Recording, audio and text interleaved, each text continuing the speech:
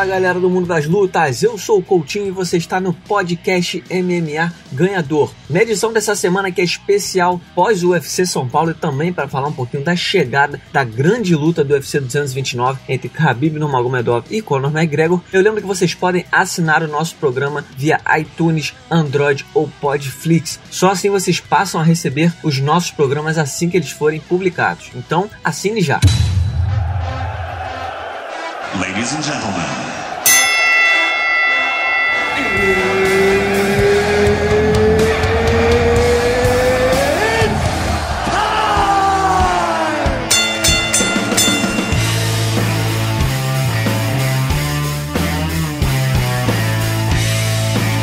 Galera do mundo das lutas, o convidado especial que eu trago aqui no podcast MMA Ganhador essa semana é o Felipe Paranhos. Ele é repórter da AG Fight e colunista do Sexto Round. Ele esteve presente comigo na cobertura do UFC São Paulo e vai me ajudar a começar aqui o programa falando exatamente do evento que aconteceu no último fim de semana. Felipe, seja bem-vindo. Sua primeira vez aqui no podcast. É um prazer ter você com a gente, cara. Obrigado, Coutinho. Obrigado aos amigos que ouvem o podcast. Estou aqui à disposição.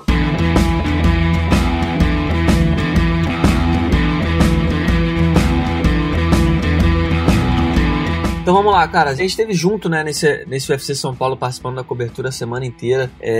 O UFC a gente sempre fica meio que com aquela dor de cotovelo, né, quando o evento não tem grandes nomes aqui no Brasil. A gente sempre fica um pouco rabugento, né, que o UFC não escala grandes nomes para os eventos no Brasil. É claro que esse sofreu ainda mais com as baixas, né, foram várias lesões, mas eu acho que no final das contas, Felipe, o balanço que a gente faz foi até de certa forma positivo, né. Tiveram vários brasileiros que venceram, de 14 lutas, 12 saíram vitoriosos. Os resultados foram expressivos, né? Foram vários nocautes, finalizações, boas lutas. Acho que o balanço, no final das contas, foi positivo, né? O que você achou? Com certeza. Eu acho que, em primeiro lugar, o público é soberano, né? Quando a gente analisa um evento, e acredito que o fã de MMA também analisa já desde o card, e muitas vezes vira o rosto, a gente às vezes acha que não é digno, né? O card às vezes não é digno do lugar que vai recebê-lo e tal. Eu acho que tá na sua razão. Estamos na nossa razão e o público também tá na razão deles. Mas quando você vai no evento e o evento tem quase 10 mil pessoas e movimenta muita gente, a gente achou que no início tava muito vazio, a gente achou que ia ser um fracasso e rapidamente foi enchendo. Antes da quarta, quinta luta já tava numa quantidade bem razoável de público. Então, assim, pelo ponto de vista da atração das pessoas, foi um grande evento, porque de fato preencheu grande parte do ginásio do Ibirapuera e evidentemente acabou entregando muito bem, né? As lutas foram muito, muito interessantes, desde lá o card preliminar, muitas lutas com nocautes, finalizações, mas também muitas lutas interessantes para além da maneira com que terminou, né? Thiago Santos e Eric Anders, por exemplo, foi incrível, independente de ter terminado com nocaute ou não. Então, vamos começar então falando exatamente da luta principal. A gente teve a vitória do Marreta contra o Eric Anders. Foi um desfecho para mim bem curioso, né? Eu pelo menos não lembro de outra situação no qual o lutador não continuou lutando por exaustão, né? Ele estava cansado. O terceiro round ali a gente viu que o Marreta aplicou algumas cotoveladas por cima na cabeça do Anders. Terceiro round, os dois já estavam muito cansados. A gente tem que lembrar também que o Eric Anders aceitou essa luta com uma semana de antecedência, até menos. O Marreta também, por mais que ele tenha tido um pouco mais de tempo, ele também foi chamado de última hora para enfrentar, na época, o Jimmy Manuwa e substituindo o Glover. Enfim, os dois chegaram e ainda estavam fazendo as treinos meio pesados, né? Então eles chegaram no terceiro round bem cansados, foi nítido pra gente. Mas ali no final do terceiro round, o Marreta aplicou alguns golpes a mais e o Eric Anders acabou ele não conseguiu nem chegar no corner dele, né? Ele levantou, mas ele desabou umas 3 vezes, pelo que eu contei, de cansaço. Ele não aguentava. Eu achei até estranho, na hora eu fiquei assim, porra, como se fosse uma desistência, né? O cara não aguenta mais e tudo mais. Mas eu acho que a visão não é nem encarar isso como uma desistência. Ele realmente, eu acho que chegou no limite dele. Ele realmente não tinha mais como continuar. Mas independente disso, como é que você avalia a estreia de ambos? Você acha que dá pra realmente avaliar 100% ou o fato deles terem sido chamados em cima da hora gera algum tipo de mal entendimento, né? Tipo assim, o Anders não dá pra levar muito em consideração porque ele só teve pouco tempo e tudo mais. O Marreta um pouco mais vai ter um pouco mais de ideia de como eles seriam meio pesado. Como é que você avalia a performance dos dois? Eu no caso do Anders, eu acho que tem o agravante, né, de ele ter recebido o convite para a luta com pouco tempo de antecedência, e isso fez com que ele tivesse que ter um desgaste muito acima do normal, mesmo no peso de cima, para bater o peso, né? Eu lembro que na véspera da pesagem ele chegou a dar uma entrevista, não vou me lembrar a quem, acredito que é o MMA Fighting, dizendo que precisava cortar 20 pounds, que dá mais ou menos 9 quilos, em um dia, basicamente. Ainda que fosse para a categoria de cima, era um desgaste muito grande. Ele, de fato, acabou conseguindo fazer, mas isso possivelmente pode ter tido efeito no rendimento físico dele durante a luta.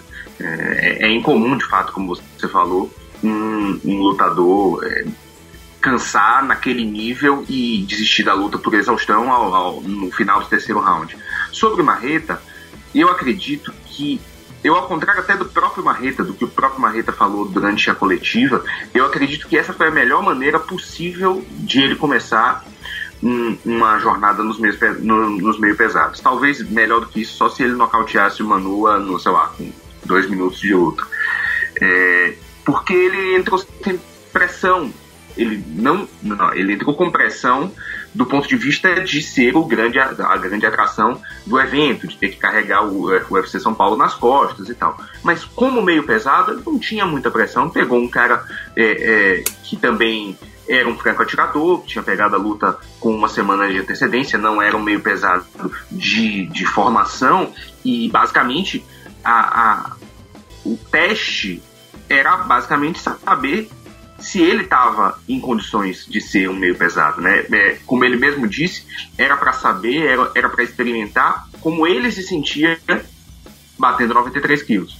Então, ele enfrentou dificuldades do ponto de vista da luta, e aí eu não considero que tenha sido um problema de Marreta, porque é muito complicado você lutar com um cara que é mais pesado, que é mais lento, que vai só fazer striking com você, e você ganhar, faltando uma semana para a luta, um wrestler mais rápido, mais explosivo e tal. Então eu acho que do ponto de vista do desempenho em si, não vale tanto a pena julgar como ele se sairia nos 93, mas de como aparentemente o Marreta se saiu do ponto de vista de velocidade, impacto de golpes e tudo mais, eu acho que foi a melhor maneira com a qual ele poderia começar nos 93, e eu achei que tem espaço para ele na categoria, sim. Essa era a pergunta que eu ia te fazer agora pra gente encerrar o assunto Marreta, né? O Marreta comentou depois do evento que vai sentar com a equipe, vai conversar, vai avaliar bastante coisa para decidir se ele volta para os pesos médios ou se ele vira um meio pesado. Agora, porque existem vários fatores positivos e negativos, né? Ele admitiu que cansou rápido, mas também a luta naquele ritmo não tinha como cansar, e eu até concordei com ele. Ele citou um negócio interessante também, que ele se sentiu mais resistente, né? Ele sofreu alguns golpes duros do Enders e continuou de pé. Eu acho que, como peso médio, a gente já viu o Marreta tomando golpes não necessariamente tão fortes e desabando imediatamente. Ele foi nocauteado pelo David Brandt, por exemplo, que não é um cara nocauteador. Enfim, você, se fosse da equipe do Marreta, o que você acha? Você acha que o Marreta vale a pena ele tentar mais uma luta como meio pesado? E eu acho que a luta até que faria sentido seria o Jimmy Manuwa, já que foi criado hype e tudo mais.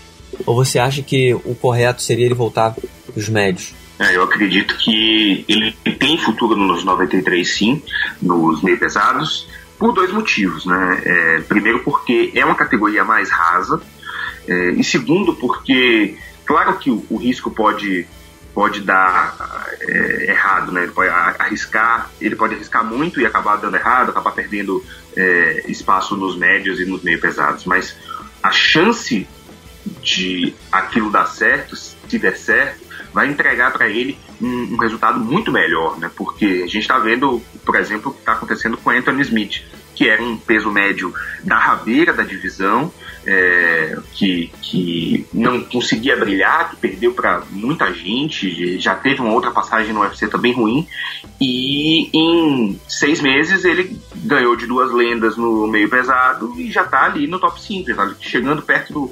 dos principais lutadores da categoria. Então essa ascensão pode ser muito mais rápida que o Marreta. Além do mais, ele teve dificuldades para vencer os lutadores melhor ranqueados dos pesos médios. Ele tem 34 anos, eu acho que vale o risco. Evidentemente que pode dar errado, mas dentro da situação do UFC hoje, com 93 quilos cada vez mais desértico, aparecer lá como um lutador talvez mais rápido do que os outros, com o jogo ainda desconhecido pela maioria dos lutadores, numa categoria que tem Glover Teixeira perto dos 40, Shogun perto dos 40, o campeão perto dos 40, muitos lutadores próximos da aposentadoria, eu acho que vale muito a pena pro Marreta tentar. Eu tô contigo também, eu acho que o Marreta vale a pena tentar exatamente por esse motivo de que a categoria tá bem rasa, é uma oportunidade boa para ele. Com 1-2 vitórias boas ele já chega bem perto do cinturão, algo que nos médios ele teria mais dificuldade.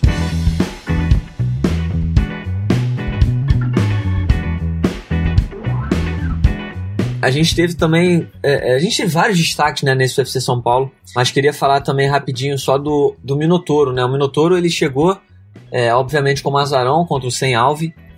O Sem Alve não é nenhum bicho papão, mas o Minotauro ficou quase 2 anos parado, já está com 42 anos de idade, então a gente tinha como o Minotauro como um azarão nessa luta. Mas dentro do octógono eu até me surpreendi, porque o Minotauro mostrou uma experiência muito especial.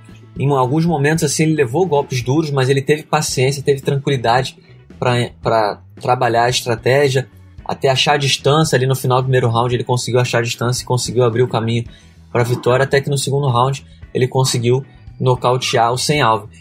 O Sem Alve não é nenhum bicho-papão na categoria, né? Mas eu acho que a performance da forma que foi, depois de tanto tempo parado, teve um brilho especial essa vitória do Minotauro, né? Como é que você viu essa vitória do Minotauro e o que você acha que a gente pode esperar do futuro dele? Sem dúvida tem um quê de redenção, né, na vitória dele, né? 2 anos parado, a coisa de dele ter sido nocauteado justamente na última luta no mesmo ginásio do Ibirapuera contra o Ryan Bader, todos os problemas que ele disse ter passado durante a preparação, internação por infecção, também problemas, enfim, nas costas que ele já carrega há muito tempo. Foi grande a vitória, mas eu acredito ao mesmo tempo que ele faria melhor se ele tivesse, por exemplo, anunciado o fim da carreira por cima, né, numa luta em que ele, mesmo sem o rótulo de atração principal, fazendo a terceira luta do card principal, foi de longe o mais aclamado pela torcida, né, em parte pela forma com que a vitória aconteceu, mas a torcida paulista mostrou muito carinho por ele.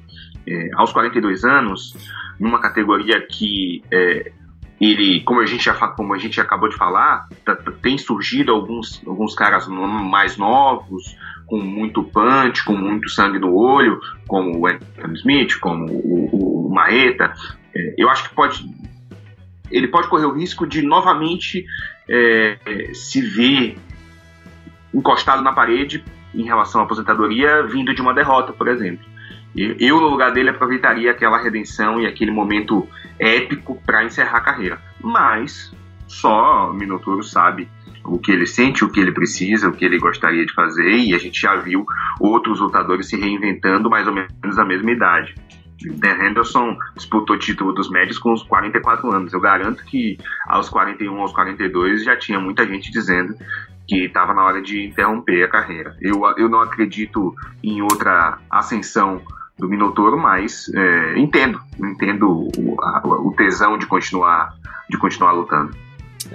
Meu palpite é que ele vai continuar, acho que deve fazer mais uma ou quem sabe 2 lutas. É difícil, né, a gente falar sobre a aposentadoria com esses caras. No final das contas, são eles que definem, eles que sabem até onde eles podem ir, mas é que a gente também a gente já viu muitos casos parecidos, né? A gente também não gosta de ver esses caras se colocando à prova quando eles não precisam mais provar nada. Agora, Felipe, pra gente encerrar o assunto de UFC São Paulo, queria que você destacasse, cara, dois resultados que mais chamaram a atenção. A gente teve muito resultado legal. A gente teve a boa estreia do Sakai, a gente teve a vitória do Eliseu Capoeira, 6 vitórias consecutivas, teve a vitória do Massaranduba, o recorde do Bronx.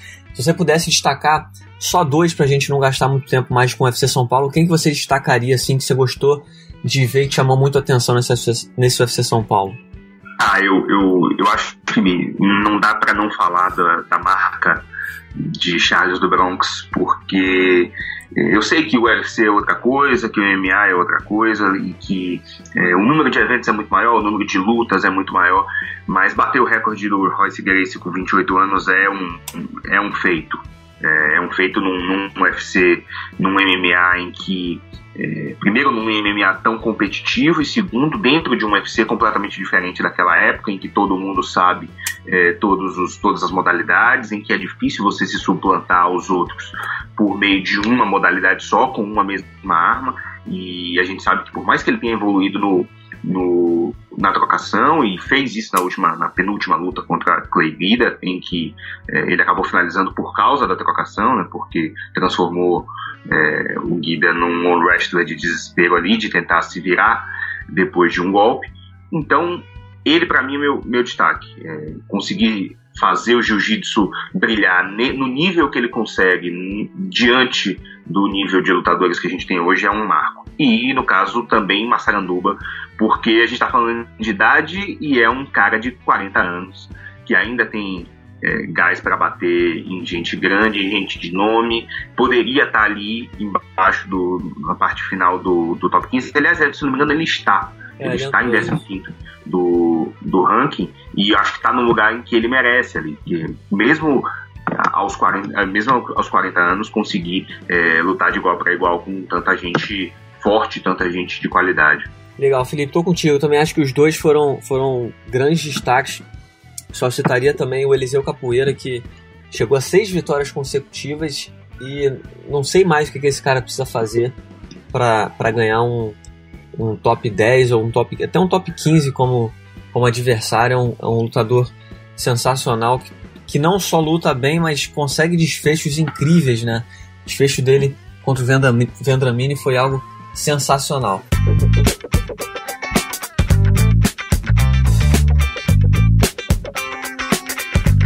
Agora, Paranhos, pra gente encerrar o nosso papo aqui no podcast MMA Ganhador, queria falar da grande luta que está chegando, dia 6 de outubro, o UFC 229 em Las Vegas. Nós teremos, enfim, no mesmo octógono, Khabib Nurmagomedov e Conor McGregor na disputa do cinturão dos leves.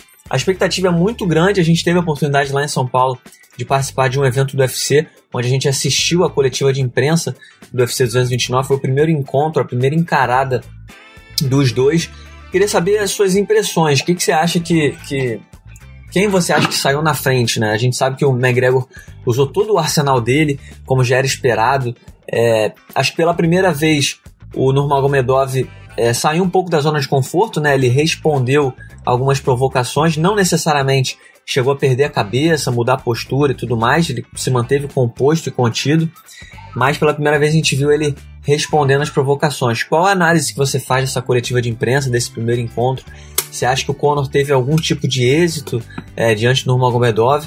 Ou você acha que o Khabib tá firme e forte, blindado? Esse fato dele ser russo, ser um cara frio, não vai ser páreo pra guerra mental que o Conor impõe? Eu acho que ele sai na frente, mas sai menos do que já saiu contra os principais adversários que ele enfrentou, né? O trabalho mental de trash talk que teve efeito com o Aldo, que teve efeito com o Álvares, provavelmente não vai ter efeito com o Khabib. No caso do Nurmagomedov, dava para ver que no início ele respondia muito calmamente, muito friamente às provocações, mas depois ele chega a apontar o dedo, chega a se dirigir diretamente para McGregor, porque no início ele não olhava, enfim. Mas ainda assim, o que a gente já viu de abalo mental, pelo menos aparentemente, né? Ninguém sabe o que se passava na cabeça do russo, pelo que a gente já viu de abalo mental, pareceu pouco. Mas é um recurso que McGregor domina muito bem, e mal ou bem eles ainda vão se encontrar pelo menos mais 2 ou 3 vezes até a luta. Então é possível que em algum momento isso funcione. Beleza, cara, pra finalizar, eu tenho que fazer com você o que eu tenho feito com todos os convidados aqui do podcast. Preciso te jogar na fogueira. Então eu quero saber, na sua opinião, quem vence essa luta entre o Nurmagomedov e o Conor McGregor. Eu não duvido de gênios. E eu acho que é difícil duvidar do que Conor McGregor pode fazer, porque trata-se de um gênio do esporte. Mas eu acho que agora ele cai. Agora ele cai nas condições que ele gostaria. Eu não conto muito da luta contra Nate Diaz, porque eu acho que aquelas circunstâncias eram muito aleatórias, né? Mas eu acho que agora ele cai.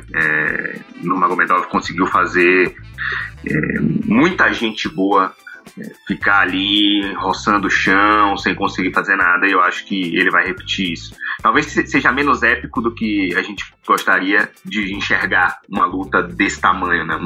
Um final menos épico do que a gente gostaria, mas eu acredito que a superioridade do russo vai fazer o irlandês bater em algum momento, ou seja, por exaustão em cima do não que ele vá bater por exaustão, mas enfim, que o trabalho de amassar e o ground and pound e todo aquele antijogo vai fazer com que ele abra uma brecha e Nurmagomedov finalize.